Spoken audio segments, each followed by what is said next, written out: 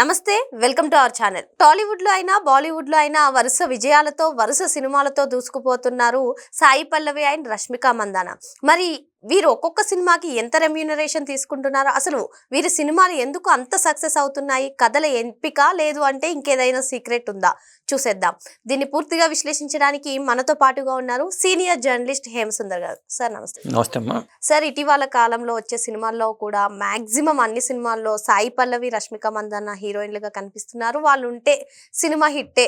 Maximum Sai Pallavi సినిమాకైతే Sai Pallavi heroine గా ఉంది కాబట్టి సినిమా హిట్టే అనే టాక్ వస్తుంది. మరి డాన్స్ పరంగా అయినా దేని పరంగా అయినా నటన పరంగా అయినా కూడా వీళ్ళిద్దరూ బెస్ట్ గానే నిలుస్తున్నారు సార్.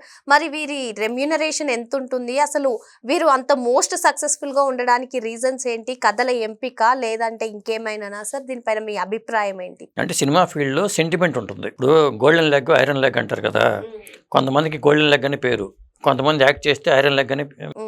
సినిమా సక్సెస్ అయిందంటే వీళ్ళు ఉన్నారు కాబట్టి సక్సెస్ అయింది కాబట్టి కంటిన్యూగా నిర్మాతలు కూడా సక్సెస్ అయిన వాళ్ళు వెంటే పడుతూ ఉంటారు ఇండస్ట్రీలో. అది నైజం.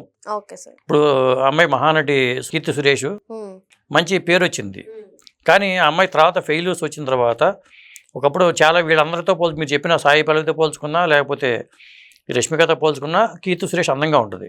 అయినా సరే ఆ అమ్మాయికి అవకాశాలు రావట్లా. నిజం చెప్పాలంటే స్టార్డమ్ రావాలి అమ్మాయికి, మన బాగా యాక్ట్ చేస్తుంది కాబట్టి, కానీ రాలా.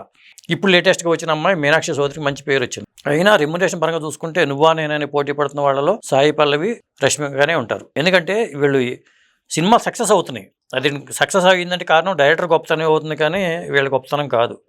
క్రెడిట్ ఎప్పుడు డైరెక్టర్కే వెళ్తుంది. అది ఇంకోటి ఏంటంటే డైరెక్టర్ని బట్టే వీళ్ళు ఉంటుంది, కానీ వీళ్ళ పెర్ఫార్మెన్స్ అనేది డైరెక్టర్ రాబట్టుకుంటాడు అంతే. అయితే స్వతహాగా కూడా టాలెంట్ ఉండాలి. సాయి పల్లవికి ఉన్న ప్లస్ పాయింట్ ఏంటంటే మంచి డాన్సర్ కావటం, రష్మిక కూడా మంచి డాన్సర్ కావటం.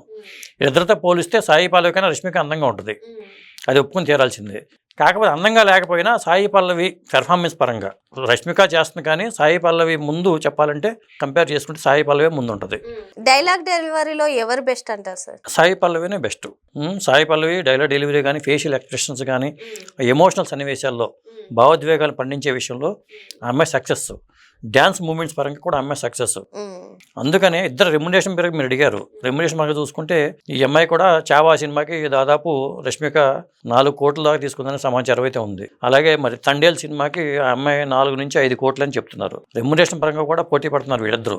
అంటే సక్సెస్ వీళ్ళ దగ్గర ఉంది కాబట్టి వీళ్ళే కావాలని కోరుకుంటున్నారు నిర్మాతలు కూడా. అంటే బాలీవుడ్ లో ఎవరు ఎక్కువగా రాణించవచ్చు సార్? ప్రస్తుతం చూసుకున్నట్లయితే చావాతో రష్మిక మందాన ముందున్నారు. మరి సాయి పల్లవి నటిస్తున్న రామాయణ్ కూడా మరికొద్ది రోజుల్లో రిలీజ్ అవనుంది. ఇంకా బాలీవుడ్ ప్రేక్షకులకు వీళ్ళిద్దరిలో ఎక్కువగా ఎవరిని ఇష్టపడుతుండొచ్చు? అంటే బాలీవుడ్లో ఇప్పటిదాకా అయితే రష్మికనే ముందని చెప్పుకోవాలి. కాకపోతే అమ్మాయి బాగా బిజీగా ఉండటం వల్ల సినిమాలు కూడా ఒక పక్క తెలుగులో ఎక్కువ చేస్తుంది. మరి వేరే చోట అవకాశాలు వచ్చినా అమ్మాయి యాక్ట్ చేయట్లా. అలాగే ఇప్పుడు బాలీవుడ్లో సల్మాన్ ఖాన్తో కూడా బాలీవుడ్లో ఉంది. ఇప్పుడు వచ్చిన చావాతో మంచి పేరు వచ్చింది. యేసుబాయి పాత్ర అనేది మంచి పేరు వచ్చింది. ఇప్పుడు సీత పాత్ర చేయబోతుంది రామాయణంలో ఈ సాయి పల్లవి. అది సీత పాత్ర పరంగా చూసుకోవాలి తప్పితే మనకి బాలీవుడ్ సినిమా రెగ్యులర్ బాలీవుడ్ సినిమాల్లో యాక్ట్ చేయడం కాదు కాబట్టి. కాకపోతే సాయి పల్లవికి ఏ సినిమా చేసినా ఆ అమ్మాయి పాత్ర నచ్చితేనే చేస్తుంది, కానీ ఏ సినిమా పడితే ఆ సినిమా యాక్సెప్ట్ చేయదు. సాయి పల్లవిలో మొదటి నుంచి ఉన్నది అదే. సాయి పల్లవి రష్మిక మందాన వీళ్ళిద్దరు అంటే ఎవరు బెస్ట్ అంటారు సార్? ఇద్దరు మంచి డాన్సర్లే. కాకపోతే ఎవరు ఎక్కువ డాన్సర్లు అంటే సాయి పల్లవి అని చెప్పాల్సి వస్తుంది. ఎవరు బాగా చేస్తారంటే, మరి ఎవరు పెర్ఫార్మెన్స్ ఎక్కువ చేస్తారంటే సాయి పల్లవి అని చెప్పాల్సి వస్తుంది. నా మటుకు నేను చెప్తున్నా, నా వ్యక్తిగత అభిప్రాయం.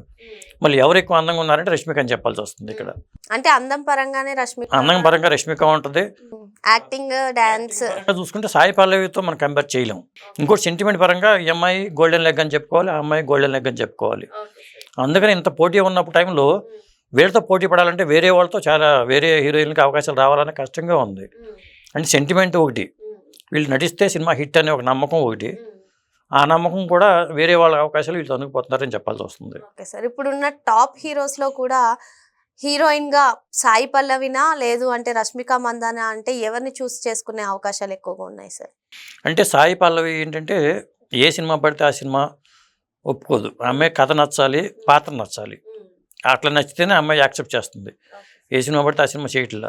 ఇప్పుడు రష్మిక అయితే నేను 2 పిల్లల తల్లిగా అయినా చేస్తాను అని చెప్తుంది, అమ్మమ్మగా అయినా చేస్తానని చెప్తుంది. అంటే రష్మిక కూడా ఎవరైనా సరే ముందు వాళ్ళకి రెమ్యునరేషన్ 4 కోట్లు 5 కోట్లు ఇవ్వగలిగే నిర్మాతలు కూడా ఉండాలి కదా. ఇచ్చినప్పుడు ఆటోమేటిక్గా ఒప్పుకుని తీరుతారు. కాకపోతే మరి వాళ్ళు నటిస్తున్నారని హిట్ అవుతుందా, లేకపోతే సినిమా డైరెక్టర్లో టాలెంట్ వాళ్ళు హిట్ అవుతుందంటే మనం చెప్పలేం కూడా. ఎందుకంటే డైరెక్టర్ టాలెంట్ అనేది ఇప్పుడు కీలకం ఏ సినిమాకైనా. అప్పుడు సుకుమార్ లేకపోతే పుష్ప 2 అంత హిట్ అయ్యేది కాదు, అల్లు అర్జున్ ఉన్నా కానీ. వీళ్ళిద్దరిలో లేడీ ఓరియంటెడ్ మూవీస్ కి ఎవరు ఎక్కువగా సూట్ అవుతారు సార్? సాయి పల్లవినే. ఆల్రెడీ గార్గి మూవీతో అలరించింది సాయి పల్లవి. అంటే పెర్ఫార్మెన్స్ ఉన్న నటుల పాత్రలన్నీ ఆవిడకే వచ్చినాయి. ఇప్పుడు ఏ సినిమా తీసుకున్నా కానీ ఆ అమ్మాయే ఉంటుంది. అంటే తమిళ్లో ఇప్పుడు మనం తమిళ్ నుంచి వచ్చిన వాళ్ళు చూసుకున్నట్లయితే నయనతార గారు ఎక్కువగా లేడీ ఓరియంటెడ్ మూవీస్ చేయడం చూసాము. తను ఒక లెజెండరీగా కూడా ఉన్నారు. తన తర్వాత తన లెజెండరీని సాయి పల్లవి గారు కంటిన్యూ చేస్తారంటారా? నయనతార పరంగా చూసుకుంటే ఆ అమ్మాయికి ఇక ఆ జనరేషన్ అయిపోయినట్టే. ఇప్పుడు ఇక హీరోయిన్గా నయనతార చేస్తున్నాడు, త్రిష లాగా చేయాలి. ఎక్కడికైనా త్రిష నయనతార వీళ్ళంతా ఒక కాంపిటీషన్లో ఉన్నవాళ్ళు. ఇప్పటికీ త్రిష గారు చిరంజీవి గారితో విశ్వమర చేస్తుంది, అమ్మాయికి అవకాశాలు వస్తున్నాయి. నయనతార ఏంటంటే ఈ మధ్యన వివాదాల్లో కొంత ఇరుక్కోవటం వల్ల ధనుష్తో గొడవలు రావటం, ఇండస్ట్రీలో ఒకరితో గొడవ పడితే తొక్కేద్దామని చూస్తూ ఉంటారు, ఆ నైజం ఉంది. మరి వీళ్ళతో పోలిస్తే శ్రీలీల కూడా మంచి డాన్సర్ సార్, యాక్టింగ్ గా కూడా తనకు కూడా కొంచెం మంచి పేరు ఉంది. మరి ఎందుకని శ్రీలీల అంతగా రాణించలేకపోతుంది? 1 year బ్యాక్ వరకు కూడా తను కూడా మంచి ఫామ్ లో ఉంది. ఇప్పుడు ఎందుకని శ్రీలీలను పక్కన పెట్టారు? అంటే ఆ అమ్మాయి వీళ్ళకన్నా తక్కువ రెమ్యునరేషన్ చెప్పాలంటే.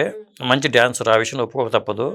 కాకపోతే ఒక సెంటిమెంట్ అనండి, లేకపోతే హీరోల కోరిక కానివ్వండి, ఇది కూడా పనిచేస్తూ ఉంటుంది. ఒక హీరోయిన్ పెట్టుకోవాలంటే వాళ్ళు సిఫార్సు కూడా చేస్తూ ఉంటారు, ఈ హీరోయిన్ బాగుంటుంది చూడండి అని చెప్తారు.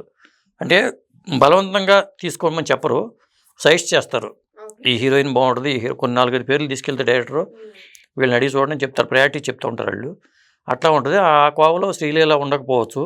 ఇప్పుడు లేటెస్ట్ మీనాక్షి చౌదరిని అనుకుంటున్నారు. ఐశ్వర్య రాజేష్ పిల్లలు తల్లిగా చేసినా కానీ ఇంత రెమ్యునరేషన్ పరంగా ఇంత డిమాండ్ చేయరు వాళ్ళు. వాళ్ళ రెమ్యునరేషన్ చాలా తక్కువ ఉంటుంది. కానీ ఆ అమ్మాయి కూడా ఇప్పుడు అవకాశాలు ఎక్కువ రావడానికి అవకాశం ఉంది. ఎందుకంటే పెర్ఫార్మెన్స్ పరంగా చూసుకుంటే ఆ అమ్మాయి కూడా తక్కువ చేయలే ఐశ్వర్య రాజేష్. అది మరి ఇదండి సాయి పల్లవి వర్సెస్ రష్మిక మందాన చూసుకున్నట్లయితే యాక్టింగ్ లో అండ్ డాన్సింగ్ లో సాయి పల్లవి బాగా రాణిస్తుంది, అందంలో మందాన బాగుంటుందని చెప్పి సార్ చెప్తున్నారు. Thank you sir. Thank you.